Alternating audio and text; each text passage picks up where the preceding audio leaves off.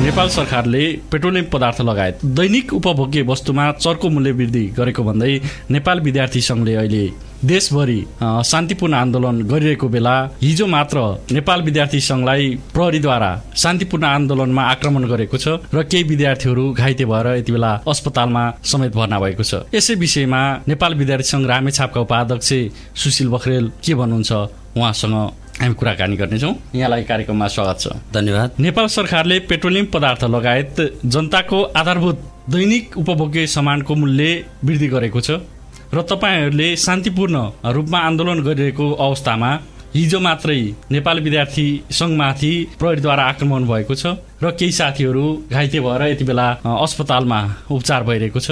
यस विषयमा तपाईँ के भन्नुहुन्छ? सर्वप्रथम त म नेपाली जनताले चरम मूल्य वृद्धिमा जिउनु हुँदैन, नेपाली जनताले सहज रूपमा आपूर्ति पाउनुपर्छ भनेर जति साथीहरू सडकमा लागेर चाहिँ आफू मृत्युको शैय्यामा हस्पिटलमा लडेर बसिरहनु भएको छ, उहाँहरूको शीघ्र स्वास्थ्य लाभको कामना गर्न चाहन्छु।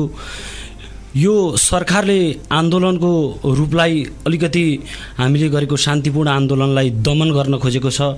हामीले गरेको शान्तिपूर्ण आन्दोलनलाई अलि चाहिँ नि दमन गरेर पुलिस प्रशासन लगाएर हामीलाई मत्थर बनाउन खोजेको छ।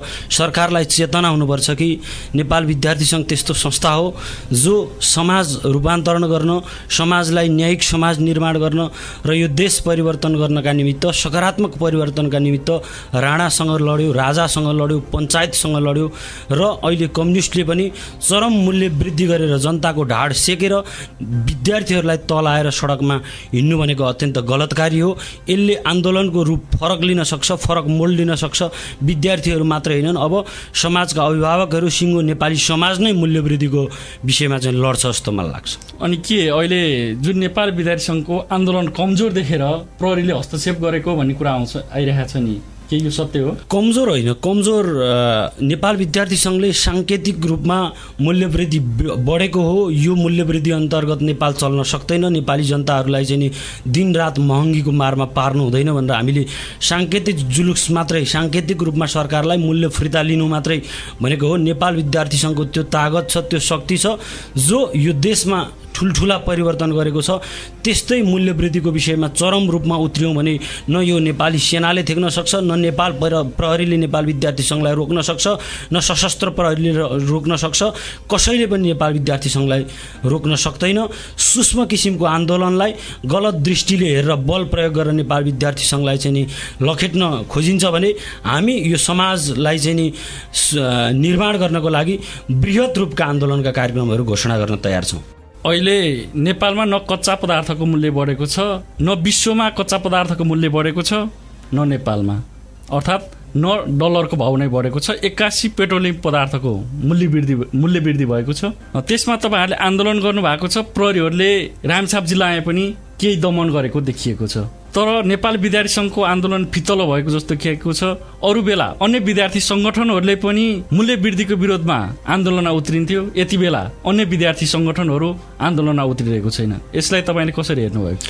अब विद्यार्थी सङ्गठनहरू स्वतः रूपमा मलाई लाग्छ विद्यार्थी भनेको कसैको आडमा, कसैको भरमा, नजिकताको हिसाबले चाहिँ पार्टीको हिसाबले लाग्नुभन्दा नि अलग विद्यार्थी सङ्गठनका साथीहरूलाई पनि हामीले आग्रह अनुरोध गरेका थियौँ। हिजो पेट्रोलियम पदार्थको मूल्य वृद्धि हुँदा पनि विद्यार्थीहरू सडकमा उत्रेका थियौँ। आज पनि उत्रिनुपर्छ भन्दा, यद्यपि तपाईँले भने जस्तो सबै विद्यार्थी सङ्गठनहरू आन्दोलनमा उत्रिएको अवस्था छैन।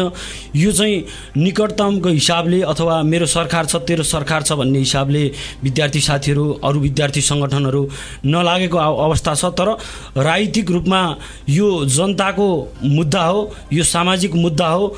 यो विषयमा सबै विद्यार्थी सङ्गठनहरू एक भएर लाग्नुपर्छ भन्ने हाम्रो कुरा छ।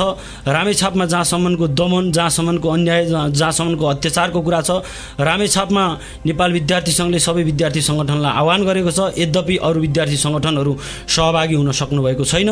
यो आन्दोलन दमन गरेर होइन, रामेछाप जस्ता 75-77 जिल्लामा चाहिँ अहिले आन्दोलन भइरहेको छ। प्रहरी जो प्रशासन चलाउँदै हुनुहुन्छ, जो प्रशासकीय हुनुहुन्छ, उहाँहरूको परिवारमा पनि, उहाँहरूको घरमा पनि उहाँहरूको पढ्दै गरेको छोराले चढ्ने मोटरसाइकल अनि उहाँहरू आफैले चढ्ने गाडी, उहाँहरूको चाहिँ घरमा पाक्ने भान्सामा पकाउँदै गरेको ग्यासको मूल्य वृद्धि भएको छ। एक दिन जो प्रशासनले चाहिँ अहिले नेपाल विद्यार्थी सङ्घलाई दमन गर्दैछ, त्यही प्रशासनले मूल्य वृद्धि गरेको नाममा त्यही सरकारका मान्छेहरूलाई चाहिँ नि आज नेभी सङ्घले खाएको लाठी तिनै सरकार चलाउने चाहिँ नि मान्छेहरूलाई चाहिँ बजार्न सक्छ भन्ने मेरो ठम्याइ हो। त्यो स्वाभाविक रूपमा हो। अहिले राजनीतिक दलहरूले सामाजिक मुद्दा पनि भन्दा पनि राजनीतिक मुद्दालाई विशेष गरी ख्याल गरेको देख्यो। त्यसो भने हो, राजनीतिक मुद्दालाई सामाजिक मुद्दा छोडेर पार्टीको नाममा, जातिको नाममा लाग्नुभएको छ। जस्तो अखिल नेपाल स्वतन्त्र विद्यार्थी युनियनका तत्कालीन अध्यक्ष नवीना लामाको फेसबुकमा आएको स्ट्याटस हेर्नुहोस् र उहाँले अस्ति ऋषिले धमलासँग दिएको इन्टरभ्यू हेर्नुहोस्। उहाँ यो शेरबहादुरको सरकार हुँदा चाहिँ उहाँ मूल्यवृद्धि चाहिँ नि चरम भयो, शेरबहादुरले चाहिँ नि देश खायो भनेर शेरबहादुर नालायक प्रधानमन्त्री राजीनामा दे भनेर हिँड्नुभएको नवीना लामा आजको मूल्यवृद्धिमा यो स्वाभाविक छ। देशमा मूल्यवृद्धि हुनु अनौठो कुरा होइन। त्यति बेला तत्कालीन अवस्थामा हामीले नौटङ्की नाटक गरेको हो। हामी क्षमा चाहन्छौँ। अहिले पनि नेपाल विद्यार्थी सङ्घका साथीहरू सडकमा नआउनुहोस् भनेर आग्रह गर्नुभएको छ। यो कुराले प्रष्ट के देखाउँछ भन्नुहुन्छ भने केपी ओली सरकार हुँदा चाहिँ केपी ओलीलाई भगवानै मान्नुपर्ने, भगवानै पुज्नुपर्ने, मूल्य वृद्धि गरे पनि भगवान पुज्नुपर्ने, राम्रो गरे पनि भगवान पुज्नुपर्ने, नराम्रो गरे पनि राम्रो हो भनिदिनुपर्ने। तर यद्यपि आफूभन्दा बाहेकका, आफ्नो सङ्गठनभन्दा बाहेकका, आफूलाई मन नपरेका मान्छेहरूले चाहिँ गरेको राम्रो पनि नराम्रो, राम्रो पनि राम्रो हुने संस्कारले चाहिँ नि अहिलेको राजनीति विकास भइरहेको जस्तो मलाई लाग्छ। अब नेपाल विद्यार्थी सङ्घ रामेछापको आगामी योजनाहरू के रहेको छ?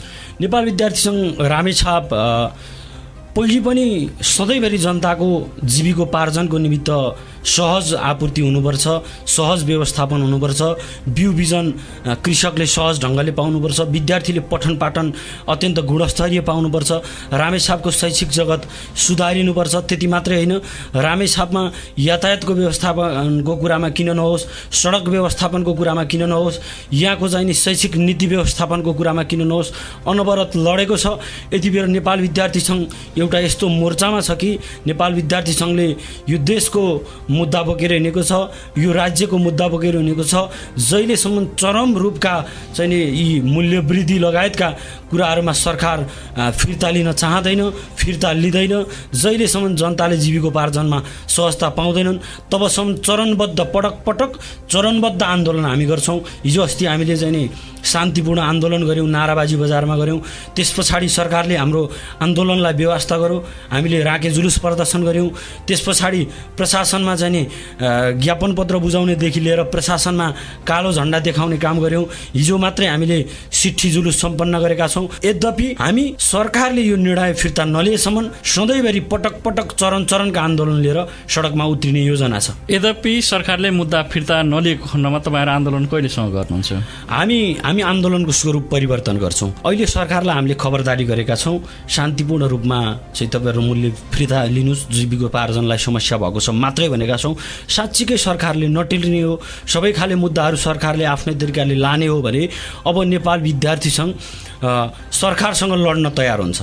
जसरी राजाहरू राणाहरूसँग हामी लडेर हामीले जनताको चाहिँ अधिकारलाई स्थापित गऱ्यौँ, त्यसै गरी नेपाल विद्यार्थी सङ्घको देशभरिको नेपाल विद्यार्थी सङ्घलाई देशभरि प्रजातन्त्र चाहने, देशभरि चाहिने सहज आपूर्ति चाहने मान्छेहरूको एक मत लिएर हामी देशभरि, चाहे त्यो प्रशासनको विरुद्धमा होला, चाहे त्यो सरकारको विरुद्धमा होला, चाहे त्यो चाहिँ यो समाजलाई पछाडि धकेल्न खोज्ने मान्छे, यो समाजलाई चाहिँ नि लत्याउन खोज्नेको विरुद्धमा चरणबद्ध रूपको आन्दोलनलाई चेन्ज गरेर हामी ज्यानको आहुति दिन तयार भएर चाहिँ नि लड्न तयार छौँ। अब हिजो मात्र तपाईँहरूमाथि आक्रमण भइसकेको छ, अब जुन तपाईँहरूको आन्दोलनको स्वरूप परिवर्तन हुन्छ या हुँदैन? हामी हुन्छ, पक्कै पनि, निश्चय पनि हुन्छ। हाम्रो साथीहरू आन्दोलनको क्रममा घाइते हुनुभएको छैन।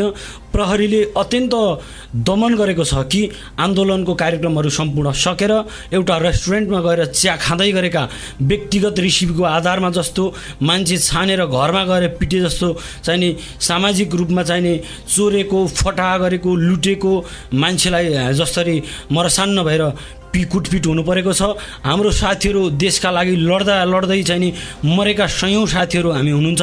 हामी अहिले पनि देशका लागि मर्न तयार छौँ। हिजोको जो घटना भयो त्यो निन्दनीय घटना छ। त्यो पुलिस प्रशासनले आन्दोलनमा होइन रेस्टुरेन्टमा गएर चाहिँ नि कुटपिट गरेको छ।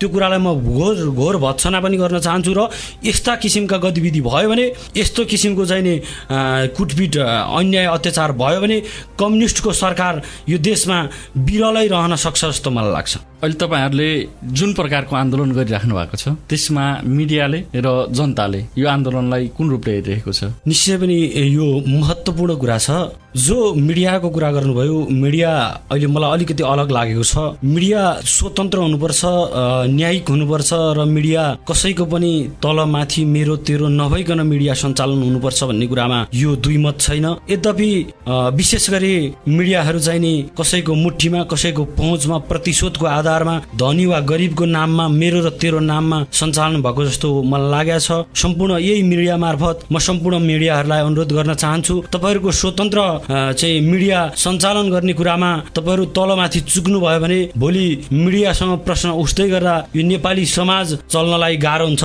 जस्तो मलाई लाग्छ।